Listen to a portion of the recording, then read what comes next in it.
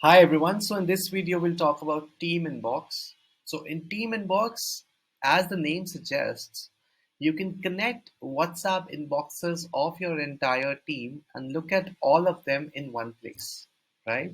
Now, how do you get started? How do you look at Team Inbox?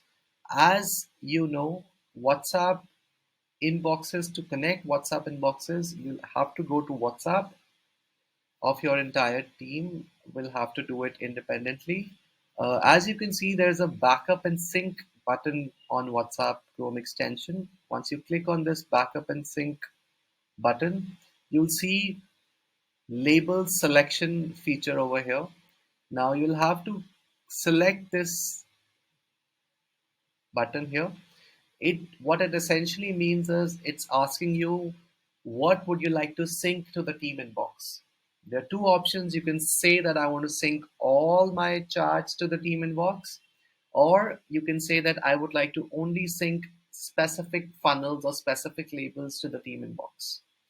Now it will ask you to essentially give the permissions of Google Drive, because none of your chat or messages data gets stored on our servers. It gets stored on your own Google Drive. It gets backed up on your own Google Drive. So you can back it up on your own Google Drive. You can select on whichever Google Drive you would like to back it up on, and it will ask you for Google Drive permission. And once you give the Google Drive permission, it will start backing up whichever label or whichever funnel you want to back up. And once that is done, you will start seeing that those messages appearing inside the team inbox. The important thing to know is only after this permission is given and Google Drive permission is given, you'll start seeing the messages appear inside the team inbox. And at any given point of time, you can look at the messages inside the Google Drive, and that is where the messages are being backed up. So the messages are always in your custody and it's always with you. So that is how you can initiate your backup and sync functionality, and you can look at all of them inside the team inbox in one place, right? You can also look at the funnels that you created. You can also look at who is the chat or as the chat assigned to. You can look at this user profile over here. You can look at the follow-up notes here. You can look at the tasks that you've created here. So as you can see, the chats have started coming in. You can see, because we just backed up, so the chats have started coming in. You can see the tasks here that you've created inside the WhatsApp. You can see the user profile that we just created, color, type, and everything.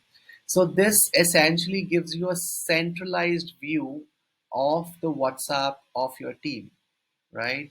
Along with the funnels that you just created. So you, along with the user profile, along with the follow-up notes that they are sending, along with the reminders, tasks, and everything else, right? So just to summarize, you can create complex workflows on top of it, like your own CRM, like your account management, support, operations, project management.